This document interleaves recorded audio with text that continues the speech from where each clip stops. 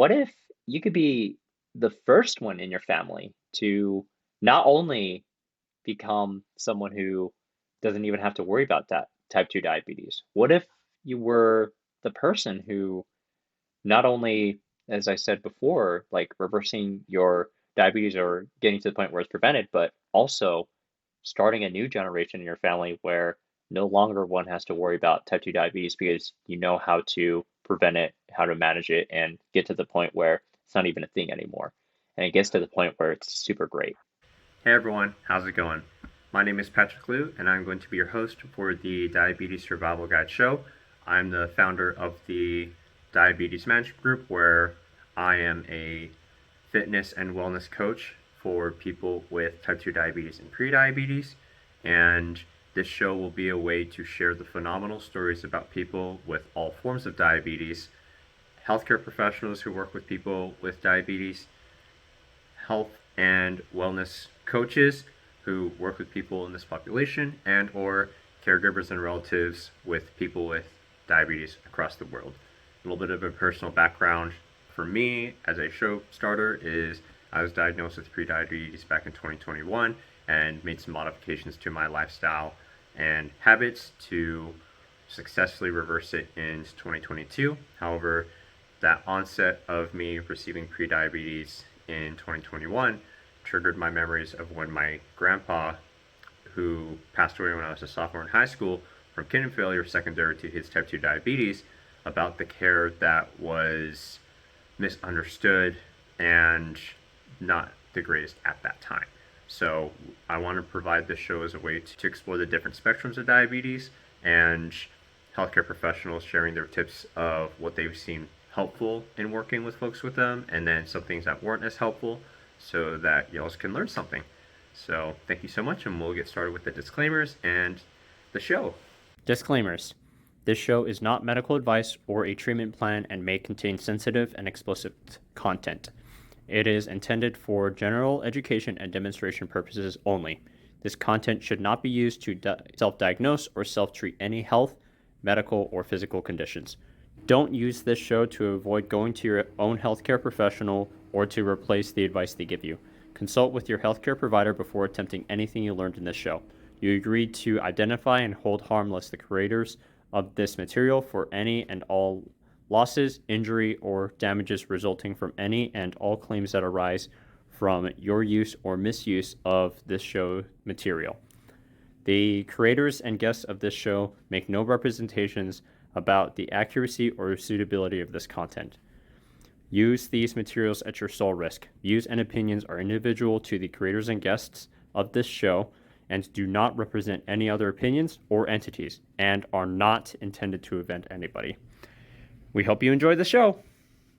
Hey, how's it going, everyone? Welcome back to another episode of the Diabetes Survival Guide show. Today, we are joined by an amazing guest, Moses. So Moses not only is somebody who has been a champion in the Rio Grande Valley area in Texas, which is South Texas for those who aren't quite familiar with the Texas region, he's been a champion in educating people with type 2 diabetes on how to reverse it, and also being able to be the champion for people from different cultural backgrounds to really educate them and emphasize, hey, you do deserve amazing care. You do deserve having the appropriate materials to not only improve your own health, but also to make a generational impact with the families and those that are around them, and keeping the ability and the momentum going so that they can continually grow that community that they do have, to build stronger bonds with each other, to really do their best to reverse type 2 diabetes, keep it reversed, and doing their best to eradicate the disease. And for that being said, thank you so much, Moses, for joining us today. And please feel free to introduce yourself and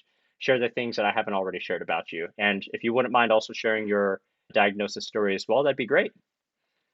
Sure, great. Thanks, Patrick. My name is Moises Arjona. I go by Moses. I'm in the Rio Grande Valley, as you mentioned, in South Texas. We're right 5 miles away from the US-Mexican border. I am the Collective Impact Director for Unidos Contra La Diabetes. It's a collective impact initiative working to reduce type 2 diabetes in the Rio Grande Valley. And a couple things. I was close to 400 pounds. I did bariatric surgery. I had acanthosis nigrans. I was diabetic. I had high blood pressure, sleep apnea, and all these other comorbidities. 15 years ago, I decided to go ahead and do the gastric sleeve. And within 6 months, my diagnosis has had changed.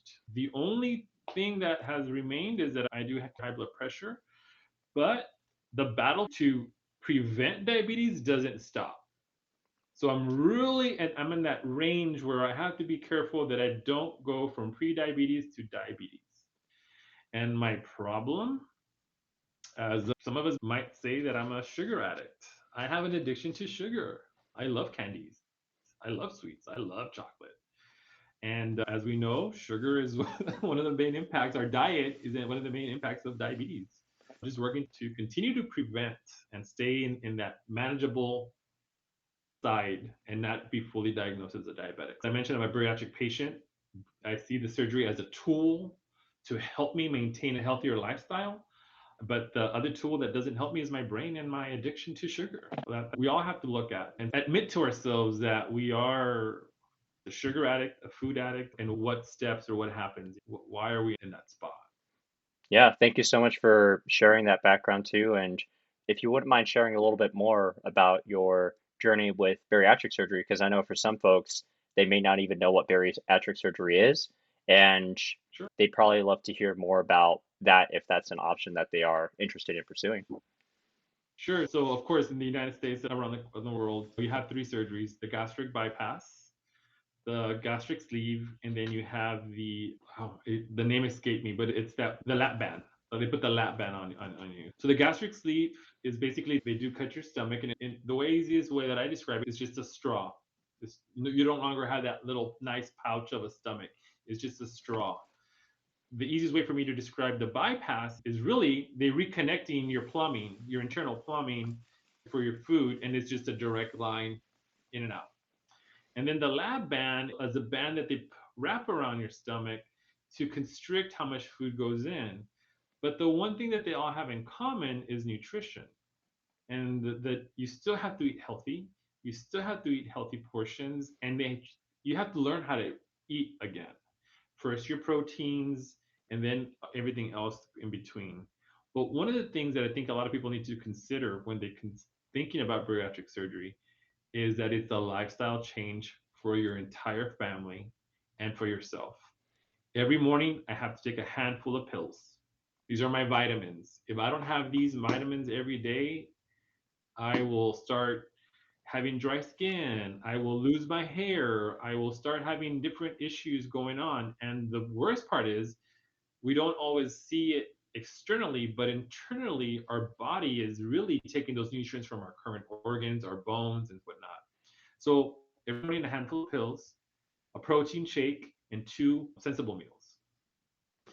One of the things that no one told me when I did the surgery was what was going to happen to my body. No one told me that I was going to have excess skin. So just imagine a 400-pound gentleman, 6'1", carried his weight in his upper body. When I did lose 200 pounds, I think I went all the way down to 185. Right now, I'm at a healthy 215. When I went down to 185, I had a bunch of skin. And no one told me that I was going to have plastic surgery. And no one told me that I was going to get depressed. And no one told me that I needed to have saved money for this. So now when I talk to people about my journey, I tell them, make sure that you understand what's going to happen. Mentally, you're going to have some changes. You might get depressed if you don't have the funding to have the reconstructive surgery, which is a tummy tuck or some other type of surgery that you need to do within your body. And that's just one of the things that happens. And not everybody, of course, not everybody goes through this, through what I went through, but the majority of the people that I have talked to have gone through the same journey. They had the excess skin, they didn't have the funds to have the surgery, they went through a depression, they gained all their weight back.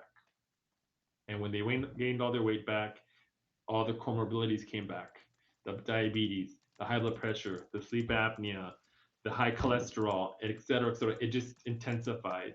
And so the surgery was meant to be a tool to help them live longer.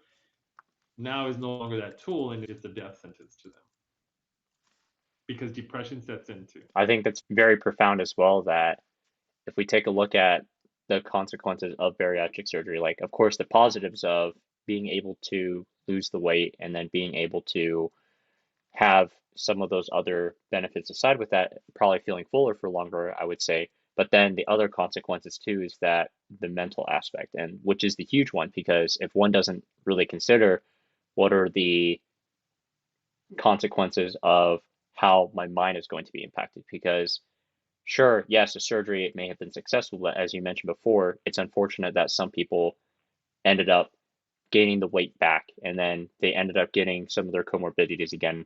And additionally, too, for the other comorbidities that for some people who don't know, with type 2 diabetes, it literally affects every single part of your body because our body it utilizes the glucose, the blood sugars, in order to function and move around that the blood sugar isn't a bad thing, but then whenever it becomes an excess or whenever it's too little, that's when it becomes a problem. Because if it's too little, our organs start to shut down, our body starts to shut down. But then whenever it's too much, that means we're not able to move those blood sugars into our body in order for it to burn and utilize the fuel. That if we just have that excess fuel, it's very similar to our car. That if whenever we go to the gas station and we decide to fill our car up, but then we decide that, oh, my tank's full, I'm still going to try and fill it up. Now gasoline's all over the place, and all that needs to happen is just a small spark before everything just implodes, which it's very similar to our bodies trying to figure out what is the right amount, what is our capacity, and how are we able to move forward in managing it appropriately. And of course, too, like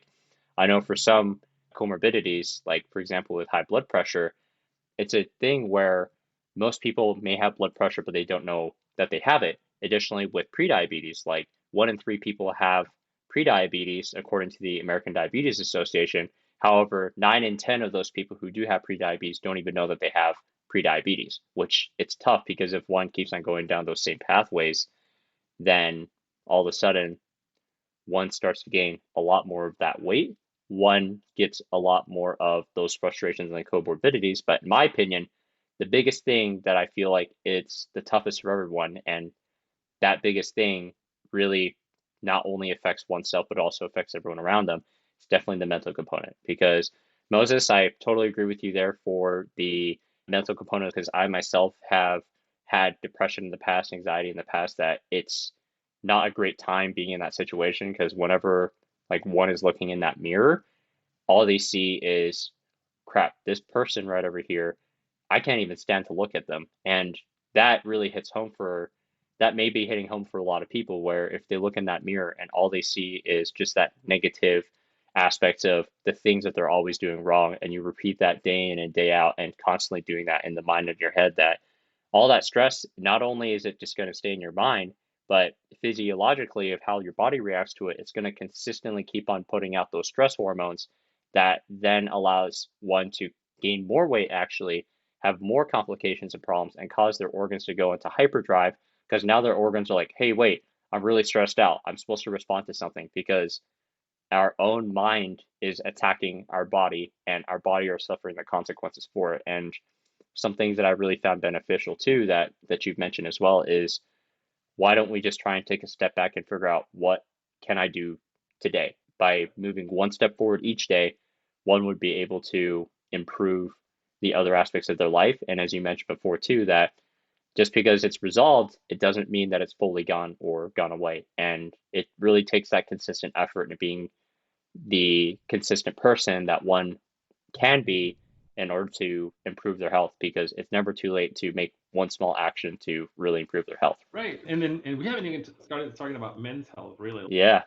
Men and everyone in general, when we become we're sick, let's say we're feeling dizzy and we go to the doctor, we want to know why I'm feeling dizzy and fix it so I can go back to work, right? Mm-hmm. That's the deal, right? We work and then just fix the symptoms so I don't have to feel this way. But really, when you go to any clinic and they have the holistic approach, they want to find out the root cause of your illness, right? What's causing you to feel dizzy? So the patient just wants the symptom taken care of. And one of the things that we were discussing here the other day with some of our partners is, has anybody told the patient that we're in a holistic model? Because it used to be you just go to the doctor and I feel dizzy and they tell here's some medication that takes away your dizziness. But now as time has gone by we have a whole different approach and they ask you all these sorts of questions when they do the intake and people ask why are you asking me my family how my family life is. Why are you asking me all how I eat? That doesn't have to do with why I feel dizzy. So now the patient has to learn that the medical world is looking at them in a different way and taking that holistic approach. And I think sometimes we need to do a little bit better job of telling the community in whichever we would live in, because again, we've been taught you go to the doctor when you're feeling sick to treat the symptom, and not, now it's a whole different approach. Let's figure out what the root cause is of the symptom. And that's something that we're constantly teaching, and it deters people from going to the doctor sometimes. And then by the time you know it is an uncontrolled type 2 diabetes, and you have the high blood pressure along with it, and then you have your cholesterol with it, and next thing you know you have minor kidney failure at a certain percentage, or you let it go so long that you're going to have something amputated. And that's worst case scenario, because usually the first time people start feeling their vision, that's the first thing a lot of people feel is, hey, something's wrong with my vision, I'm seeing blurry, I'm not seeing well. It's really hard for our population that we work with in the community of the Rio Grande Valley. I feel like that's very profound as well, as you said, that it's when everything starts to stack up that it starts to crumble. And of course, the vision and then the amputations. And being a student physical therapist, where I did go on some clinical rotations at the hospitals and seeing the negative effects of it, as well as having on a prior guest on this podcast, Dr. Michelle Jamin, who is a physical therapist who specializes in working with patients with amputations.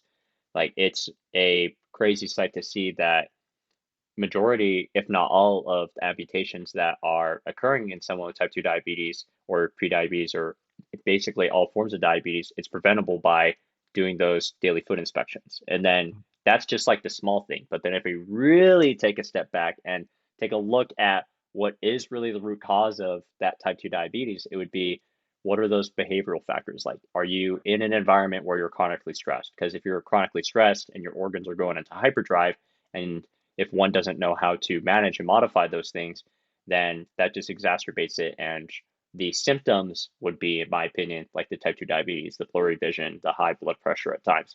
Whereas instead, it's the root cause, if we were to address that and being able to create an environment where it is filled with more of that positivity, to have more of those positive, healthy habits, to really have that community aspect, as you said before, to really drive it forward, and having more of that positive times and that moments that one is able to really do the deep work and really improve themselves. And I love to hear that the holistic side of things is being done in your area and region, because for me, actually, I'm hearing a variety of stories on the support groups that I'm in the group discussions, that people are still unfortunately going through the same old medical model where it's, oh, you have this symptom, here's this medication, here's this pill, instead of, oh, let's actually take an intake form to see all these other different factors on there. So it makes me happy that they are making some progressive changes over there in Texas for the regions that you're in, because that holistic care, yeah, it may be uncomfortable for people who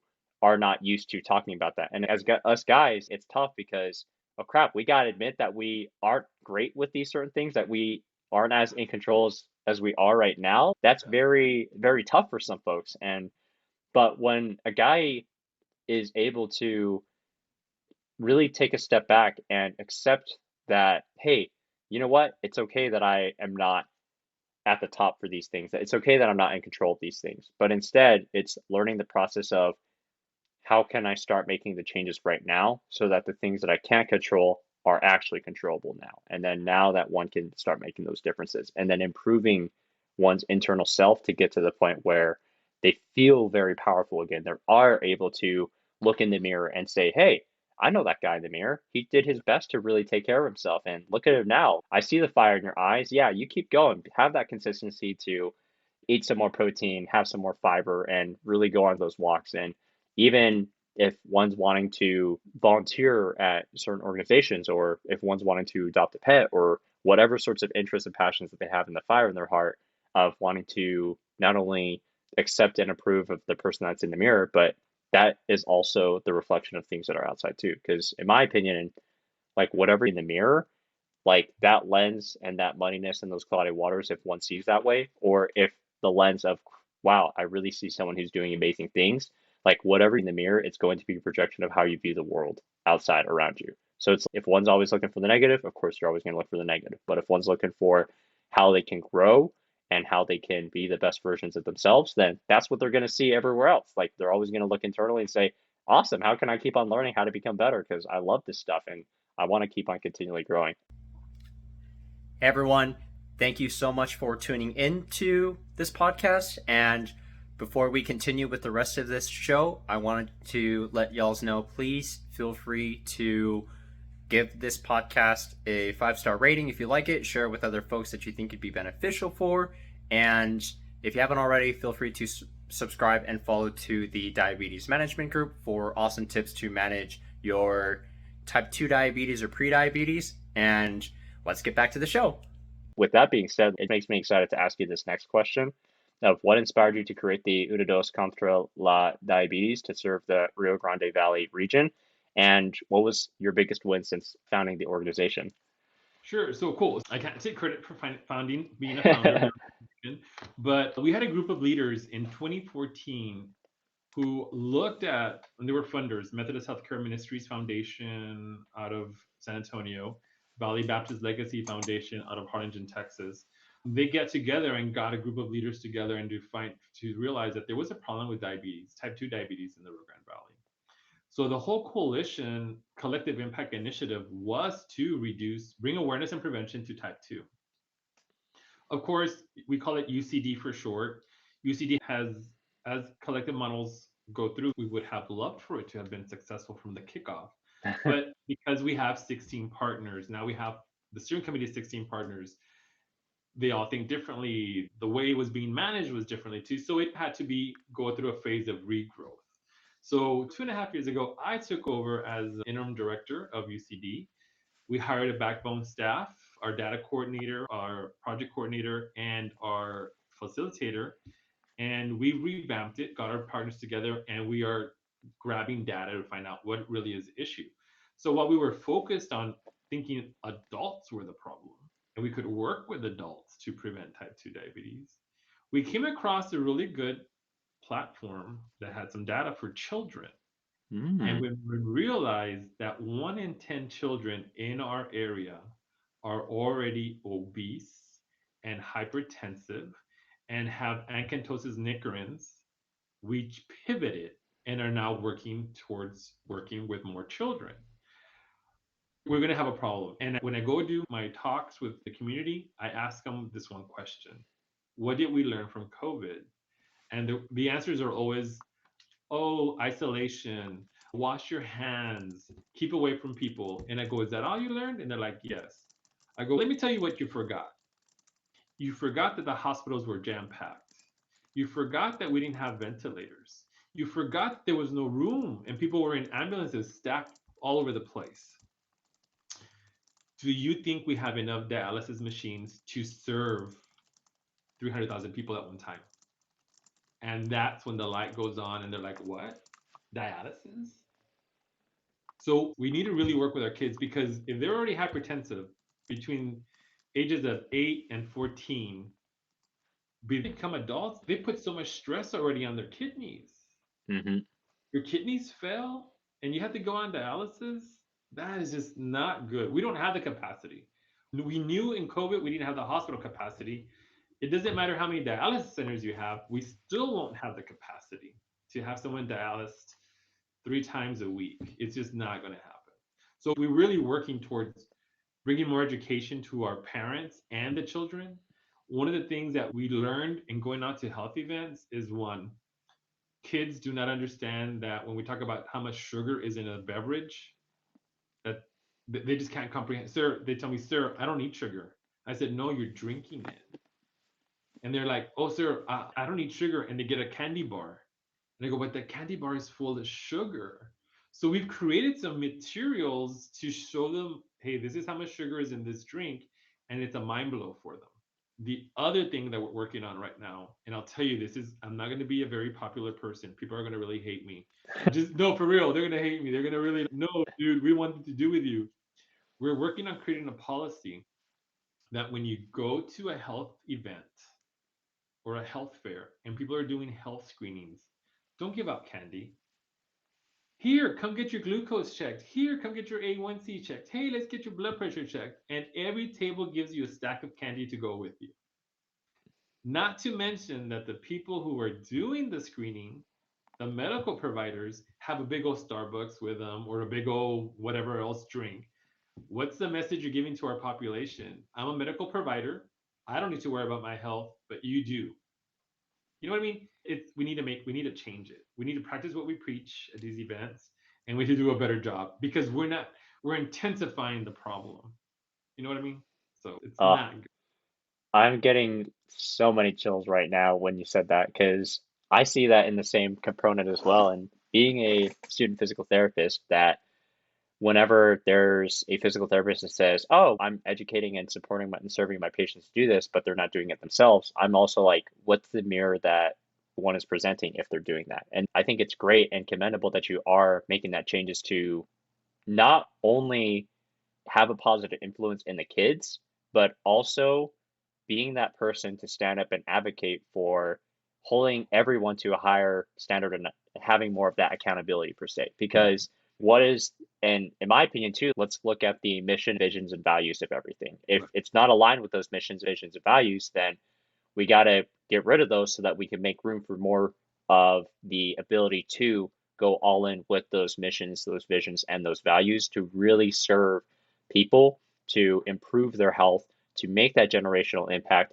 and not only doing those, but feeling amazing. Because I'm not sure if other people have felt this, but when one is able to replace those candies that they do have with something that's another alternative, such as like blueberries, raspberries, fruits that are high in that fiber and low in that glycemic index, so your blood sugar doesn't spike up as much. Like when one's able to do that, or being able to eat some jerky, like being able to eat some of those dried protein foods where it tastes amazing and you feel fuller for longer. You feel great because whenever one takes that sugar and they're not pairing it with anything else, then how does one usually feel after that? Oh, I got that sugar crash. I feel super tired. I feel super sluggish. I don't feel great. That it's like, it's a no brainer that you don't feel great because if we take a step back and look at the physiology component, like if we take a look at it, that essentially what you're doing is, and this is very similar to the car analogy that I used when you're trying to fuel up your car and you're trying to make sure that it fills up the tank gradually so that you're off and ready to go. It's like you pull out the pump and you start spraying the gasoline before putting it into your gas tank to fill it up. That's what that sugary snack is that one is doing. Where it's, you can have the sugary snack, but I'm not saying that it's a bad thing. I'm saying like if you do have that, let's give it some fiber or let's give it some protein. Or after you drink that, then let's go walk for 20 to 30 minutes so that we're able to use it because gasoline is not a bad thing. It's how you use that gasoline. It's the same thing with the sugars, that sugars aren't the issue. It's how you use the sugars. Because if you choose not to use it, that's also one of the ways to use it. And if one isn't using it and it just stacks up like crazy, that's when it becomes an issue because then everything starts to shut down. And for those who aren't quite sure what the process is for dialysis, my grandfather, he passed away from type 2 diabetes and was put on dialysis. And I saw the difficulties, the struggles, and the weariness that if we were to have tears, the best thing is your kidneys are great, fully functional. But then the next thing we're going down the scale here is if you have one kidney that's not great. And then if we go down the scale, two kidneys that aren't that great.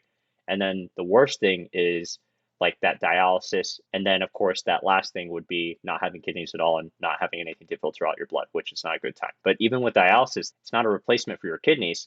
Like dialysis is worse than your kidney because a machine cannot replace what our kidneys are designed to do because our kidneys are so complex and there's a reason why we were born with kidneys and have that physiological process for that for those who are born with kidneys. And if those who aren't, then that's why we would have the options for people to do kidney transplants. But even with kidney transplants, still a risky procedure because if someone's genes and their genetics doesn't accept, and if their body doesn't accept that donor's kidney, that's when it becomes really problematic and an issue. That it is important to make all those changes right now. And I feel, in my opinion, sure, people may be grumbling that, oh, we can't bring in the sweets. That I think it speaks volumes because the people that are out there in social media who have the best followers are those who are holding up their standards of what does the science say? What does the evidence-based practice say? What does all of these research say?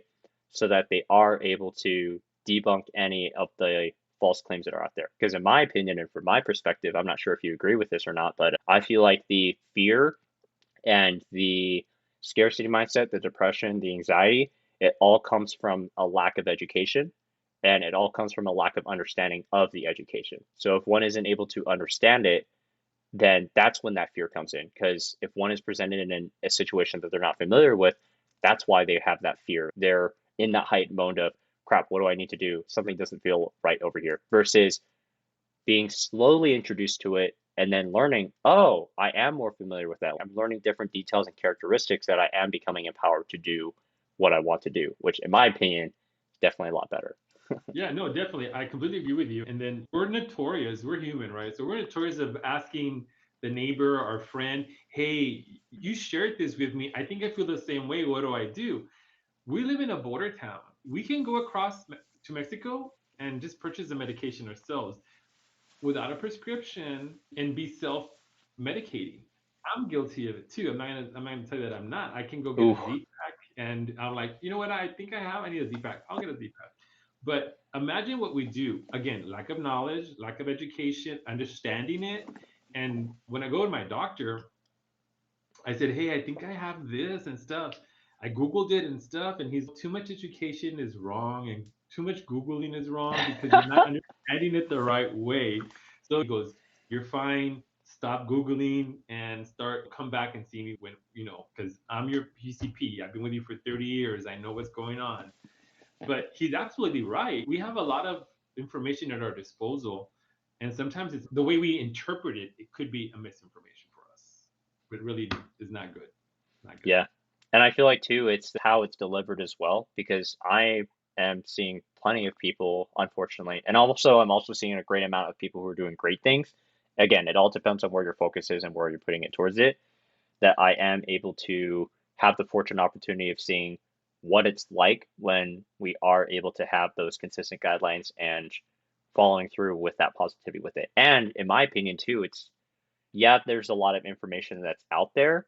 And I feel like the difference, as I mentioned prior in this recording, it's the difficulties from finding that step one to step two to step three to step four. Whereas the information that's out there on Google, it's like step 50, step 71, step 80, that it's not talking about the nuances from going from step one to two, three, four, five, six, seven, eight, and taking that gradual approach. That instead it looks like that you're jumping up to this huge cliff that you just aren't quite sure what's going on there, and it's very massive and it gets terrifying. And unfortunately, there's some people that are out there that, since it's so scary, they start to have their own limiting beliefs that is then projected out to other people, that then they crowd the followings of people. Because, for example, like if I were to say, hey, drinking water is great for you, but drinking dihydrogen monoxide is awful for you, when in reality, if we take a step back, dihydrogen monoxide is water. So if there's no difference between those two, it's just how it's worded. And if we take a look back at it, that if we were to understand, okay, what is the basics of each of these things, and then moving forward with it, just because one thing is natural doesn't exactly mean that it's also good for you either. Everything's Right. all about dosages. Like, how are you able to identify the appropriate dose and then move forward with that? Because even like coffee is great in my opinion, but it's also what other things are you adding to it that could cause it to be unbalanced, and being able to identify how can we make this so it's appropriately in a great range and an optimal range that would significantly help someone to improve somebody's ability to feel almost awesome and amazing and have a great time with it. Because if we also talk about dosages, if someone were to eat a candy bar, instead of just eating that candy bar super quickly, if they actually slowed down and eating the candy bar, one would actually notice, oh, this doesn't actually taste as good as it actually does, because it tastes initially sweet, lights everything up, but then as you keep on eating and just really breathing and taking your time, you're like, then the aftertaste comes and hits you, and it's, ooh, like this really does not taste great. And Yeah. now it's trying to figure out how can we apply that bitterness and everything, or instead of that bitterness, it might just be a different sensation. If it's way too sweet and one doesn't enjoy it, then how can we get that image for them to think about that, so that whenever they do see something that isn't that great, to automatically install that, and they immediately think, oh, it's horrendous to really look at candy bars now, just because I remember that past experience of how awful it tastes when I actually slowed down to eat the candy bar and realized that it's actually not amazing at all. Yeah, no. I wanted to touch base on the water when you talk about water and stuff, because we learned something really interesting. And again, I learn from my community. That's the only way that I can really learn better and make our product better. And what I mean by product is our awareness to prevention of diabetes, right? So we were doing a community event where 10 people drink more water. And then someone says, hey, do you know that water has sodium? And I was like, what? What? Yeah, not all waters are the same. And I was like, wow. So now we have to go back and really look at food labels, at Hmm. those labels. And it's something so simple that we should be able to do and pick up and look at. And if it says sodium added to your water, it may be, and you have high blood pressure, it might not be something that you should be taking, and find a water that doesn't. So I think it's really important that we read food labels. And it just Yes. right now, when you told me about the water deal, I completely forgot about it until you mentioned it. But yeah, it's funny that we have to look at really food labels and stuff, even in water, even in water. It's learning how to read it appropriately too. And also understanding too that even some people with high blood pressure, if they decide to go for a run and they start to sweat or it's a really hot day, then it's no, you need the sodium now, like that water with that sodium. Because if you sweat it out, then the consequence of that is if you're not getting enough of that sodium coming in, then your heart cannot function appropriately, your muscles can't function appropriately, everything else in your body gets out of whack. So it's trying to understand that balance too of everything that's out there, it's just a tool, and Right. it's up to us to learn how to use those tools. Yes. So at some point in time, I will never say that soda is bad for somebody. Like I will never say that X, Y, and Z thing is bad for somebody, except for smoking tobacco. That's of course, I will say that's awful for everybody. If you smoke tobacco, you're getting all the gunk into one's lungs, and then one tends to cough it out, and it just ends up irritating not only just someone's lungs, but also their throat and their middle of their chest. And then everything gets clogged up and one can't breathe appropriately. Okay, not a fan of that. But if we were Right. to look at everything else for that appropriate balance and understanding how does this affect their body and understanding what does it do, that could actually help us appropriately. Because if someone with that sugary drink, it's great if someone is having a hypoglycemic episode. So if they have low blood sugars, heck, if we don't have anything else, you better start drinking that soda. Because Yeah. if you're not drinking Yeah. that soda, like we're having a huge crisis over here. Yeah, and that's what we tell people. We don't we try to discourage them from just saying put everything down at one point, because we've learned that when you tell someone you can't have it, they want to have it. So we're just like saying if you drink 12, because we've encountered people who drink 24 soda pops per day. And we just tell them, I go, can you tomorrow, can you just think about maybe having 23? And then at Yes. the end of the month, go down and go down until where you're just like one per day. And trust me, it's not easy, but I used to drink 12 Diet Cokes per day. And Hmm. now I drink nothing but water and black tea. That's what I'm hooked on. I still get my caffeine from my black tea, but I went from 12 Diet Cokes to tea and water, and it wasn't easy. But we tell people to make that change, slowly make that change. So if it's stop drinks is what's your poison, then not your poison, then look at what the next poison is and just try to modify it less. And we can survive. We can survive.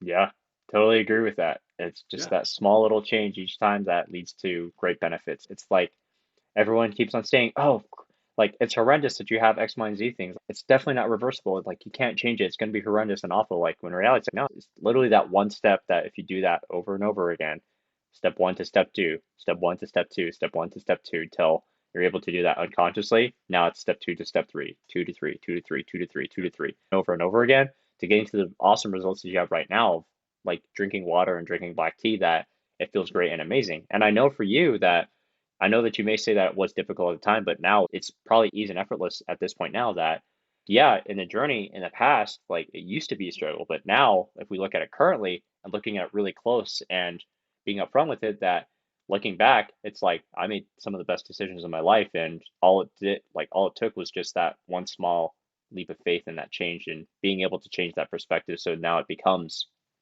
easy. Now it becomes effortless. And now, like, you're making amazing strides towards becoming the person that you want to be. Yeah, Yeah. and there's just so many misunderstandings. Like we just came from a health event right now, and we're talking to the community members, and we use a CDC self-risk assessment to find out, ask them if see where they fall and if they can be diabetic or whatnot. When you started asking people, are you diabetic or you're not? And they're like, yeah, I'm diabetic. I started off with type 1, now I'm type 2. And I said, no, you don't start off with type 1 and then go to type 2. You're either Mhm. type 1 or you're either type 2. but a lot of people think they go through stages, Yeah. and it doesn't. There was you can be an adult with type 1, but you were diagnosed as a young child, right? So Hmm. sometimes people make that misunderstanding of the diabetes, and we had to do a lot of education on that. Yeah, and I feel like too it's great because that education provides the opportunity for them to become more like able to take care of themselves. Because in my opinion, single issue that's out there, it's based off of a communication issue. It's because the education and all that knowledge that's out there, it wasn't communicated appropriately. That education was not then received by people. So by being able to understand how can we communicate all this information that someone has spent so many years and decades accumulating into a way that someone with zero experience can understand? And how can we address that and resolve it so that they are able to go from that zero to a one, and then that one to a 1.5, and then that 1.5 to a two, and then two to a three, and four or five, and just gradually building up. And in my opinion, it's beautiful because not only will they be able to learn all of that stuff, it's going to get to the point where now they can then share what they've accumulated and learned to their children so that their children, they are able to go from 0 to 50 super quick compared to someone who is from 0 to a -5. Yeah. Right. Yep. Yeah. So, Moses, thank you so much for sharing your insights on that. The next thing I want to ask as well is what has been the hardest moment since your diagnosis, and what's been your hardest moment since being a part of the Unidos Contra La Diabetes? And what did you learn from each of those situations, if you wouldn't mind sharing? And it could Sure. be some learnings that you may not have even thought of until now. Yeah, no, definitely. I think that the hardest challenge for me has been the biggest barrier and challenge through my journey with bariatric surgery and my comorbidities has been maintaining a healthy lifestyle. I'm not going to lie to you. I like to go walking, but during COVID, I stopped everything. I was Hmm. just like, you know what? I'm not going to go anywhere. And within those 3 months, while I was limited, I fell back into my unhealthy habits. But that's been a challenge when you isolate yourself or whatever the case may be for you or anybody else listening to us, that there's something that you can fall back in quickly and you want to avoid that. So that was one of my biggest challenges since my whole surgery. The other part of it is that nobody wants to come visit me at my house because I don't have junk food. Nobody wants to come visit me because I have healthy food. They're like, there's no junk food here. There's nothing to eat. Oh, yeah, there's nuts. There's veggies. There's healthy fruits. We don't want that. They want the junk food, the snacks, the Cheetos, the this, the that, the Doritos. I don't always buy them. And if I do, I buy the bait. And not that there might be necessarily the healthier option for you, but it deters you also because the taste is different and you don't always eat them. So those have been my challenges is my eating habits and stuff. And then making sure I stay healthy, physically active, and do that going through it. The hardest thing I think for Unidos Contra La Diabetes, or UCD as we call it, right, has really been getting buy-in from our partners to really understand that we're all working to better our community, and doing it together is not easy. And building that trust within our partners in our community to provide that same message. Again, we partner with some schools, some universities, some health centers, some hospitals and clinics. And while they all have their own metrics and goals to meet, and we're all trying to better our community, we all fight the battle differently, but we want to make sure the message is always the same and keep it front. So recently, one of our biggest successes has been our marketing campaign. We actually started doing digital billboards around our area, and we put out in the next 10 years or 20 years, we're going to have a 660% increase in diabetics in the world. That caught people's attention. The next thing that we did is that we put it in the Cinemark theaters marketing, which I know it wasn't the best marketing because Cinemark makes a lot of money on their snack food. But if we could just remind people, drink more water and eat healthier, that was a big success for us because guess what? People were calling us and telling us, hey, we heard your message. Thank you so much for the reminder. Hey, we saw it on our app when we went to Cinemark. Because we went pretty big on the marketing. Then we also started doing it on the radio. So we did it on the radio, a Spanish to a Latino, a Spanish speaker. We went ahead and had to go with a twist of COVID, diabetes, COVID, get everything fixed. You don't want to get sicker or put a loved one at danger. That was one of the biggest successes that we have there. But I think one of the barriers that we had to continuously battle for ourselves in general in our region is the diagnosing of medication, trying to understand that it's not going to happen to me, it will happen to you, or fatality. It's that self-fulfilling prophecy. My mom had it, my dad had it, I have it, and that's it. It can be prevented, but that self-fulfilling prophecy really will kill people down. And again, at the event, when we do that CDC self-risk assessment, one of the questions is, your parents have diabetes? And they'll, oh yeah, their grandparents, everybody had it, so I have it too. And I'm like, okay, but it can be prevented. You know what I mean? So it's that self-fulfilling prophecy that people have, that they're gonna, it's, they had it, I have it, my kids are gonna have it too. That hits me in the heart, and I'm thinking to myself, what if you could be the first one in your family to not only become someone who doesn't even have to worry about that type 2 diabetes? What if you were the person who not only, as I said before, like reversing your diabetes or getting to the point where it's prevented, but also starting a new generation in your family where no longer one has to worry about type 2 diabetes because you know how to prevent it, how to manage it, and get to the point where it's not even a thing anymore. And it gets to the point where it's super great. Yeah. And you know what? Just thinking about that, we don't celebrate that. We don't celebrate in our own community that, hey, I'm the first one to break that cycle. But we do celebrate, I'm the first one to graduate from high school. I'm the first one to graduate from college. I'm the first one to get a good job. But we do Hmm. not celebrate. And you know what? I think that I'm going to write that down, because maybe we need to work on celebrating that. Let me break the generational system. Let me break it and start with me and make that change, and let's see how we can celebrate it. I really like that. You let me know how I can support you. I'm happy to collaborate with you on this to get that awesome message across too. Yeah, no, I think it's great.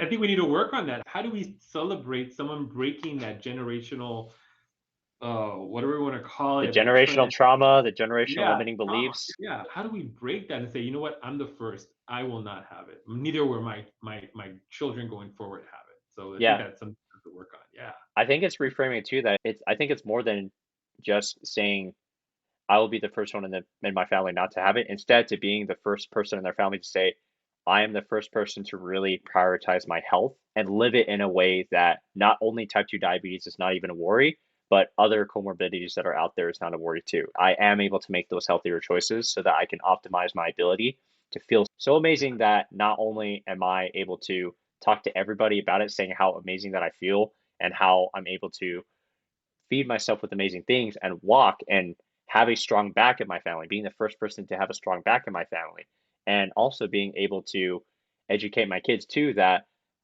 hey, you're going to have amazing things as well because you're going to learn how to do that too. And you're going to also learn how to balance things appropriately to achieve the lifestyle so it's even greater than myself. Because isn't that the ultimate goal for everybody that we want to focus on the amazing things that we can accomplish and then how can we one up that with every single person who comes across our life? And then if we keep on having that where we're successively increasing it over and over again, that it just has that magical experience of we're building something really great over here. Isn't Yeah. that awesome?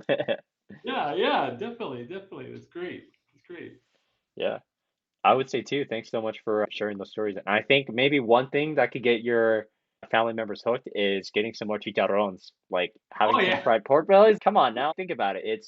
I would say having that in moderation and having that as a snack, like definitely better compared to some of the other alternatives that are there too. But it tastes so good and it's amazing that it's one of the perfect things as to have as a snack. Or another thing too is if someone is wanting a snack, maybe they didn't have enough of a satiating meal because generally whenever one isn't eating something that's higher in protein and higher in fiber and having those healthier fats, that means they're not getting enough of it in their system to actually feel full to not even have to worry about snacks. Or if they were to have snacks, like walk while you're having the snacks, like by being able to use your muscles, like your muscles act as that sponge to soak up all the like blood sugars that when you're using it, your body is able to thank you for that because now instead of forcing the sugars to other places or it being shuttled and staying inside the bloodstream, now your muscles are able to use it. And if one is able to use up any of those excess, then it's able to feel a lot better. Plus the benefits of improving other parts of your body too, because when your muscles are working, that means other parts in your body is able to help too. Like I know for me, for example, like whenever I start to feel constipated or I feel like bloated or not feeling the greatest at times because of that. I go for probably a 15 to 20-minute walk, and all of a sudden, okay, I'm ready to go to the bathroom and I feel great. So it's movement is medicine. It really is. It really is. And you know what? I didn't even mention this, but for the bariatric patients, one of the biggest issues that you end up having is constipation. You don't have enough fiber, and Hmm. it can really put a strain on you. No pun intended, but it really does put a strain on your Oh yeah, body when you're not able to go have a bowel movement. But you have to have your fiber. You have to have your fiber and I get would that water. say fiber and movement, like that's Yeah, huge, like those combos. Because I know for a variety of people that they say, yep, increase your fiber intake, increase your fiber intake. That's, yeah, but also moving around too. Like for my experience working in the hospitals as a physical therapy student and seeing those patients there, that it's, oh, I feel constipated, I don't want to move. That I'm more like, okay, can you at least scooch over so that we can readjust those sheets for you? Oh, we need to sit up. And once you sit up, oh, I need to go to the bathroom. That yeah, it's like yeah. crazy how if you move just a little bit, that everything else starts to be flowing. Starts flowing. It starts where everything starts working. But definitely, Yep. yeah, yeah, Hmm. definitely, definitely. It's all good. All Yeah. right.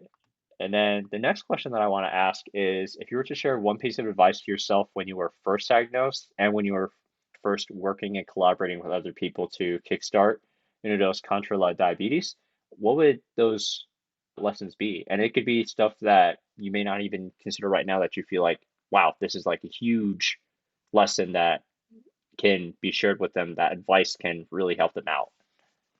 Yeah, no, one of the things that I never thought that I'd be talking about my journey, and I never thought that somebody asked me the other day why I allowed myself to become obese. No one had ever asked me that question. And now the question was always, oh, you just eat. But when I started reflecting on what triggered my obesity or what triggered me to gain so much weight was really anxiety and depression. Hmm. And food was my comfort. So for me, understanding family dynamics was really important. My dad was an older man who was the head of the household. He was that backbone. And when he went from the father role to a patient role, and I, being the oldest child, had to step up to the parent role and not be a child anymore, that was difficult for me. And in our culture, machismo also plays a big role in it. My Hmm. dad was not ready to let go of his of being the boss. So how do you deal with two strong Latino men trying to care for each other? One not understanding that his role as a son has now changed to the caregiver. The parent is now a patient. That caused me to go ahead and just eat my pain and anxiety away. But now I'm able to reflect and tell people, I know what you're going through. I can empathize with them and I can tell them, you know what, let's look at this in another way. And how can we help you and you help yourself to work and to live a better life? Because the reason I ended up doing my surgery was because when I saw my dad being in diapers and bedbound, and I said, I'm 400 pounds. If I have a stroke, who is going to change my diaper? My sisters can't do that. They're not strong. My brother doesn't even live in the near the same town. I'm young. I'm not going to qualify for any benefits. You know what I mean? So I need to make a change in my life. So if you really sit back and look, what's going on?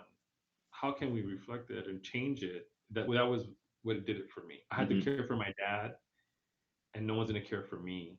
I have to do this for myself. And now I can empathize with other people and I can be there and listen and understand what they're going through in their journey. Because if you would have told me that before, I would never have understood their journey. I never understood it. Now I can understand it. And we need to be more empathetic with people and stop judging someone and think, oh, they're just fat or obese because they just love to eat. We don't know what that person is going through.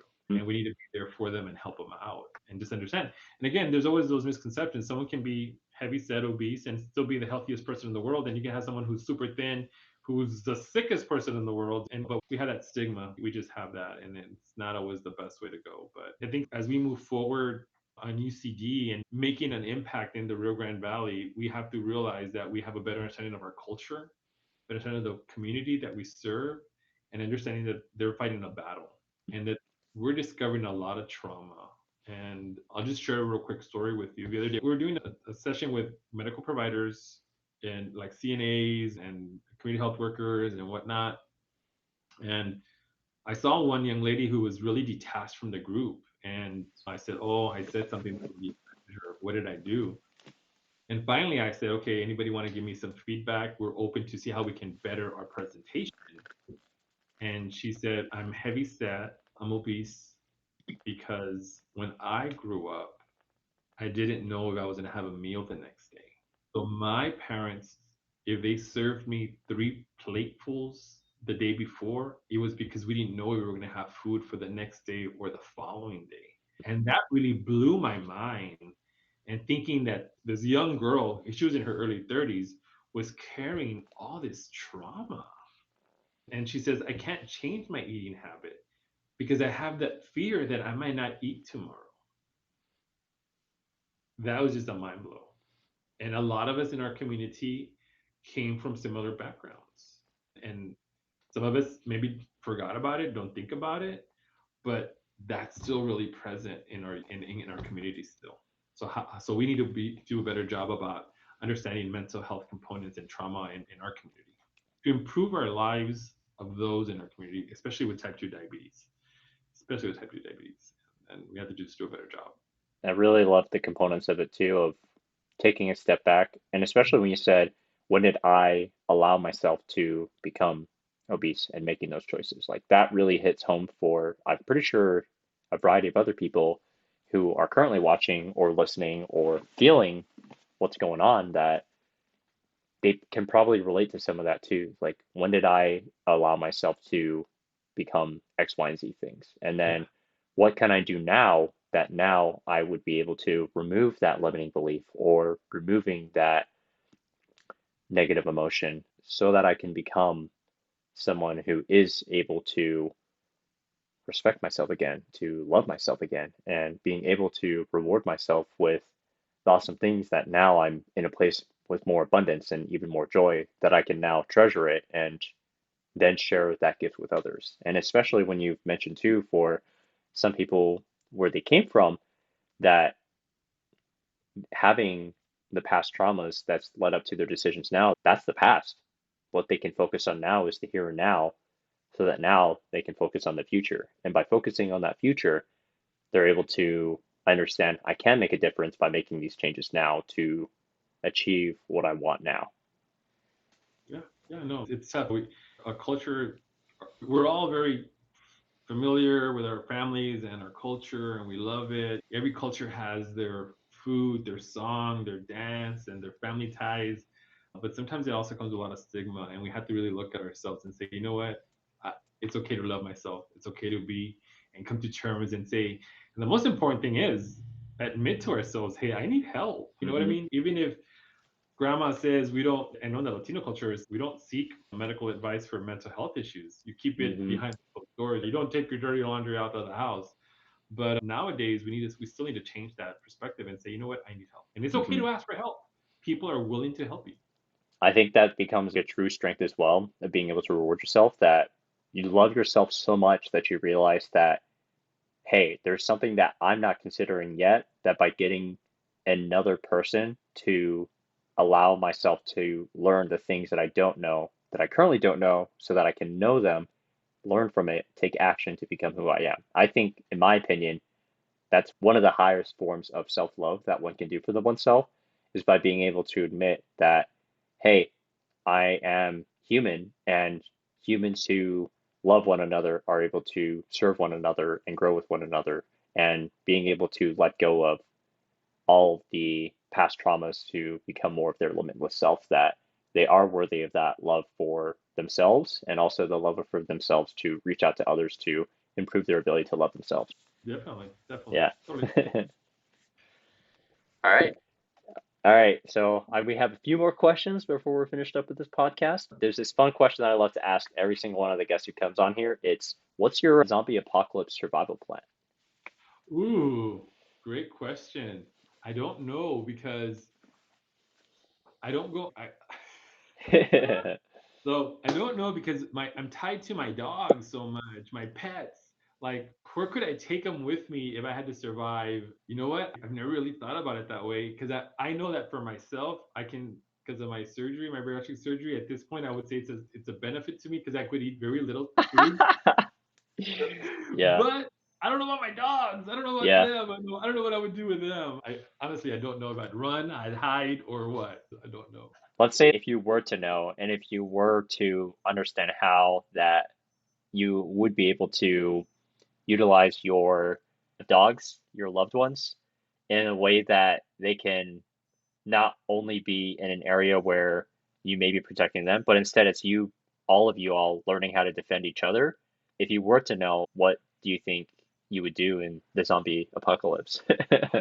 Yeah, for sure. In if I had the best survival skills, because I don't even have a good sense of direction, but in my perfect world, if I could, I'd go out farthest into the jungle somewhere or an area that no one really visited, make a little camp, and stay there by myself with my dog. There you go. That would be my ideal thing to do. You got it. Yeah. All right. It has been a pleasure having you on, Moses. I know for the audience members, they can't wait to get in touch with you and learn how they can serve and support the Rio Grande Valley region. So, how can they connect with you? Sure. Follow us on social media, Facebook UCDRGV. Follow us also at our website, ucdrgv.org. We're always looking for that social media influencer to create a quick promo for us, 30-second video about diabetes and bring awareness to our community.